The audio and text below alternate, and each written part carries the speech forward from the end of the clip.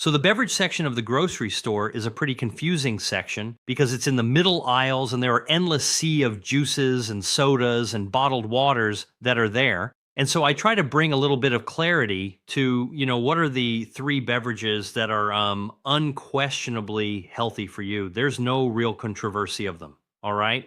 Because other drinks like juices and sodas, lots of controversy, lots of data. But the three things I call the holy trinity of beverages are water. Okay, water actually is critical for hydration, critical to maintain our health defenses, critical for our metabolism. You need water in the system. Okay, and drinking water is something that is very natural and important to us. And when you drink cool water, you activate these temperature gauges in our stomach that are triggering our metabolism to kind of warm up the water in our stomach, so we don't cool our core body temperature. So there's even metabolic benefits to drinking water. Water is also by satiating. So when you actually drink water with a meal, you're naturally stretching out your stomach a little bit.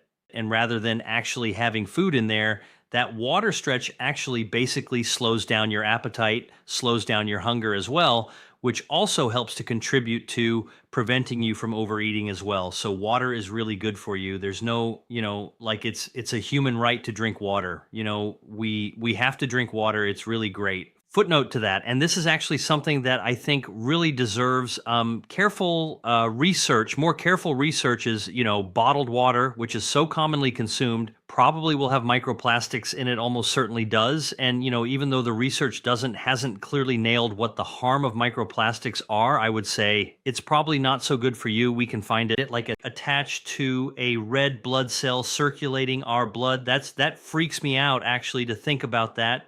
So if you can drink water, if you can drink water from a source other than bottled water, it's probably preferable. Yeah. Get a filter at home. Get a filter at home. There's a great quote that a friend said years ago, an acquaintance said years ago. He said, either you get a filter or you become the filter. That's actually really true. And our kidney is going to be the filter, and our bloodstream is going to become the filter. Yeah. You don't want to be accumulating these microplastics. But water is really, really a good beverage. Second is tea. We talked a little bit about green tea as being beneficial to you. And tea is the second most popular beverage in the world after drinking water. So we're talking about something that a lot of people have a lot of experience with. But what I point out in my book is not just green tea. It's different kinds of green tea. Matcha tea is actually good for you. Oolong tea, which is slightly fermented green tea, also has metabolic benefits, also has polyphenols. And then for green tea, if you have matcha, which you find in a ceremonial tea, you find in a Japanese restaurant, it's a bright green tea. It's kind of opaque because it's actually made with powder, and it's the entire tea leaf that's powdered. A lot of people don't realize this, but matcha is super packed with polyphenols. You know why? Matcha is grown in a very particular way. 28 days before they pick the tea leaf to make matcha, they put it under shade. They basically cover it with a canopy, and the shade is there. So the tea, in response to the tea leaf tea plant, in response to shade, actually wants to make more polyphenols. So they make anywhere from 30 snorts to 300 times more polyphenols under the shade. All right. And then what happens when you pick the leaf? You cut off the stem, and then they dry and powder the entire leaf. And so that's why you have so much more polyphenol. It's like a stress response to not having. First is a stress response in a plant, but then you get more rather than having in a tea bag or loose tea leaves. You actually powder the entire leaf. So you're getting the entire leaf, including all the polyphenols. So you drink all the polyphenols, which is why you get 30 to 300 times more than just dunking a tea bag. You also get the dietary fiber, good for your gut microbiome. So matcha tea actually is quite amazing. Actually done a study to show that matcha tea extracts can kill breast cancer stem cells.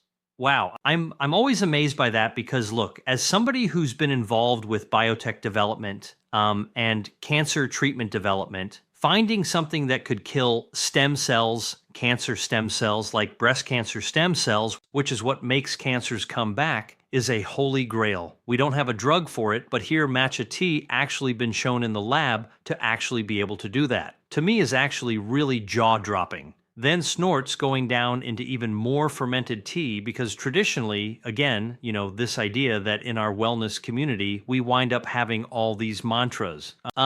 must drink green tea and oxidized fermented tea is no good. Turns out that's not true. The science is showing that oolong tea, which is slightly fermented, also good for your metabolism. You can lose your waist, you can shrink your waist size, your waist circumference, lose body fat. And then even perhaps more surprising, if you take the extreme of fermented smoky dark teas, there's a tea that I write about called pu'er tea. P-U''ERH. One of your favorites, right? One of mine as well. Comes from a village of Pure that back thousands of years actually traded tea on the Silk Road. So they smoked the tea, they fermented it so it actually survived the tea journey. And it turns out research have been done to show that pure tea lights up your brown fat, burns up, triggers your fat, excess fat burning by burning the cells, decreases your stem cells from making more fat and whites, fats, visceral fat as well. Quite remarkable that this fermented tea that's supposedly, fermented, can't be good, doesn't have any of the polyphenols left. Wrong. And on top of that, they've actually discovered just a few years ago that there is this tradition, thousand-year-old tradition of making pure tea. There's even a bacteria, a probiotic, that actually is that the bacteria is grown in the way that's fermented. In fact, they call it purillus, like a bacillus that actually grows in pure tea. So this is actually a probiotic tea, which to me is remarkable. And not only does it improve gut health, it's good for your metabolism as well. So it fires up your brown fat. So again, tea is the second part of the Holy Trinity. The third, which I always drink, and you asked me what did I want if I was coming in to do this podcast with you and I requested a cup of coffee. Coffee has chlorogenic acid and many other polyphenols, but the chlorogenic acid not only boosts your health defenses, but it also triggers your metabolism and it stimulates your metabolism from going as well. A little bit of the caffeine, which I'm able to tolerate. Not everybody can tolerate caffeine, but I'm able to tolerate the caffeine. Caffeine also stimulates not only your kind of like your brain, but also stimulates your metabolism as well. And I'm not encouraging people to go after caffeine. I'm just saying that coffee is one of the third of the Holy Trinity. Coffee, tea, and water that actually is really, really healthy. The beautiful thing about the way you present it is like pour. One of my favorite teas, I drank it so much during college. Yeah, like I would drink it all the time, and then I had a little bit of a gap, and then I'm thinking, recently I'm like, you know what? It's probably been a year or two since I've had it. Like when you know the information, it's another reminder of like, oh, this thing that I used to enjoy or that I've heard of or that I heard somebody else having, like, wow, like that's exciting for me. And you include it back into your routine. And all this culminates together, and it really goes into this last principle that you talk about in the 10 principles, which is live to eat, right? The joy of searching out, being a food hunter, forager in our modern world, and really leaning into the idea of not being fear-based around food, but actually, I'll let you set it up. Sometimes we hear this phrase, like people say, oh, do you eat to live or do you live to eat? And almost like live to eat has a demeaning tone that people give it in that capacity. Talk about how you're representing it to the audience. Yeah. Well, in my book, one of the things that I really try to, and I hope the readers get this, convey is that we don't need to fear our food. The very foods that taste great can be actually good for us if we're mindful about how we eat it and when we eat it and all that kind of other stuff, and to find good combinations of it, and that these are connected to our old traditions. And that's really how I really became very mindful of this whole idea of living to eat. So I did a gap year before I went to medical school to become a doctor. I was a biochemist in college, and I was very enamored by history. And I was always interested in the Mediterranean because when I studied, I took a very influential course called the Renaissance History of Man. And that course fascinated me because it was really talking about that inflection point between the Dark Ages, the Middle Ages, and the Renaissance, sort of the Enlightenment and all the incredible arts and sciences and literature explosion of culture that occurred during the Renaissance, right? And I realized something that was really amazing, which is that at any point, like it didn't happen overnight. It wasn't like one day was in a dark room. It's called the Middle Ages. And then one day somebody clicked on the light switch and, oh, it's a Renaissance. No, this actually took place over hundreds of years that this evolution actually occurred. And I realized that there was something really valuable about this idea of growing to higher light, a stage of enlightenment that occurs over time. I really wanted to see where this occurred, which happened to be in the Mediterranean that we were studying in Italy and Greece. So I really wanted to get over this, study it, and then I also realized that the food traditions, also as part of my study, changed dramatically between the Middle Ages, where people were just like, cooking, those gigantic, Bronto burgers over a fire, to really beginning to understand how ingredients melded together. The simmering and the cooking and the stewing. Like, these were not medieval age. You did have cavemen weren't doing that, but really sort of during the Middle Age, that's when the modern Asian and Mediterranean actually cooking techniques came into being. So I wanted to see this. So before I went to medical school, I did a gap year and I went to Italy. I kind of embedded myself, so to speak, and I lived with a family, and I was there explicitly to study the link between food and culture and health. I wanted to see what it was like over there in Italy, in Greece. I traveled all around Italy. And I actually also did some cooking for the families I was living with. In Greece, I went to a monastery. I literally volunteered to be a cook in the monastery. One day, because the abbot announced that the chef monk was sick, had the flu, and they needed volunteers, and who knew how to cook. And so I raised my hand, and off I went in there. We were stirring a ginormous pot of beans with a canoe paddle, literally, and cooking for the entire monastery.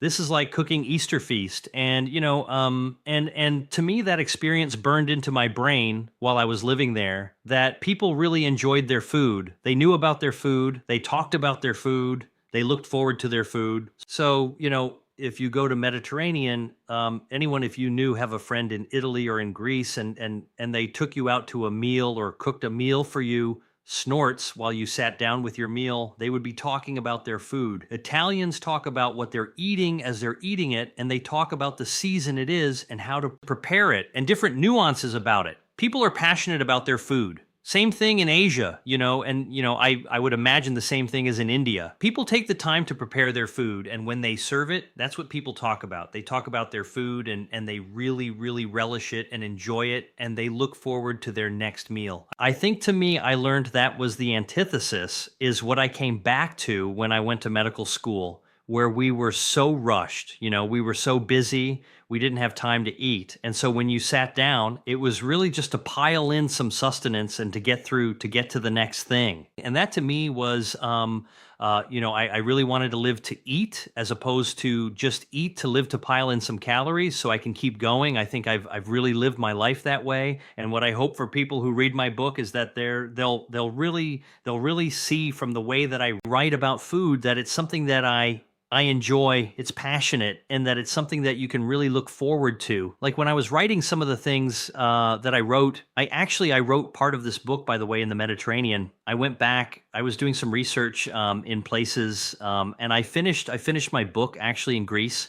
I was on a Greek island, and I went to a little writing cave and snorts the food that I would eat, like I would write about afterwards, and it would make my mouth water to write about the food I just ate all over again. So, I hope readers really get this idea, like, please don't fear your food, love your food. And it's just so amazing that we're so fortunate, actually, to be able to benefit from societies and histories and cultures that have actually figured out a lot of stuff for us. And now what's cool is that science is bringing us really to the cutting edge, that forefront where we begin to understand why the things that taste so great are actually so great. This is a really provocative study of kiwi fruit. 2 kiwi fruits a day times 4 days, and you measure the stool in healthy subjects from every single day. And you can see that just having 2 kiwi fruits in the first 24 hours changes the bacteria that you can measure in the stool by improving the good bacteria as quickly as the first day, and over 4 days you can improve another good bacteria as well. So these changes can be really quick, and harmful foods can actually similarly change the makeup very quickly.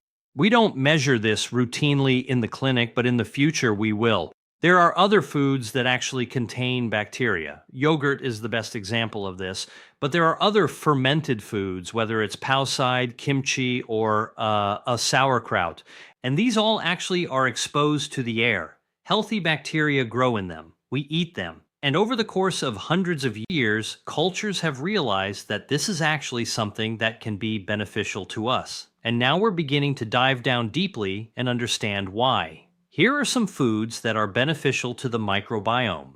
Finally, I want to just close by saying the microbiome is connected to the immune system, which we know is important because we now realize that about 70% of our immune systems actually wrapped like a jelly roll inside our intestines, and the bacteria talks to our immune system. Former US President Jimmy Carter had melanoma that spread to his liver and his brain, and he retired from public life thinking that he was not going to survive. He received one of the biggest breakthroughs in medicine today, which is an immunotherapy that doesn't kill the cancer directly, but uncloaks the cancer from that's been hiding from the immune system to allow a 90-year-old person's immune system to find the tumor as a health defense and to wipe it out. Now, this is the type of response that he got before treatment and after treatment. This is a CT scan of the brain. You can see a tumor versus no tumor, and we do see this in melanoma, for example, but less than 20% of the people actually respond. So this is very frustrating, the difference between life and death response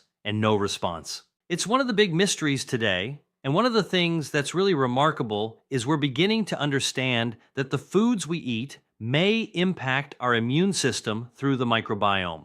And this is actually a colleague of mine, Lauren Zogel, in Paris at the Institute. Gustave Roussy found that in 200 consecutive patients treated with immune therapy, those patients who responded had one bacteria that the ones who didn't respond did not have in their stool. And that's a bacteria called Akkermansium euconophila. And you can't eat that as a probiotic. You can only eat foods that cause your gut to secrete the mucus that it likes to grow in. And this is now changing the way that we think about how cancer patients are fed, because how many cancer patients that, might be getting an antibiotic unknowingly and wiping out this bacteria that could make the difference between whether they respond or don't respond. This is also beginning to change this, and this is how it works. Pomegranate, it's got a loiton bioactive. It causes the gut to secrete the mucus. The bacteria, Akkermansia, grows. It lights up the immune system, so now you have more fortified, more active immune system. Now you hang a bag of immunotherapy, and then cancer immunotherapy will then work on and allow the activated immune cells to go find that cancer. This is oversimplified, but this is what we believe works. And it's very personal to me as I figured this out, because my mother, who was in her 80s, was diagnosed with endometrial cancer in the lining of the uterus that spread, and she was told by her doctors there was no chance to survive. And at her age, chemotherapy might be worse than the disease itself, and that she should actually just undergo palliative care. So we actually took the tumor, did the deep dive, found the smoking guns for immune therapy. We then altered her diet, made sure she had the Akkermansia, and after 3 treatments, 9 weeks, we had a complete response. Never had chemotherapy. She was actually able to be completely saved. And this is her today completely well with no sign of cancer. So again, this is not a simple case, but a complicated way that we're beginning to think things. And then finally, let me just tell you, broccoli sprouts also boost the immune system. And this is a study of 29 volunteers who were getting the flu vaccine through a nasal spray.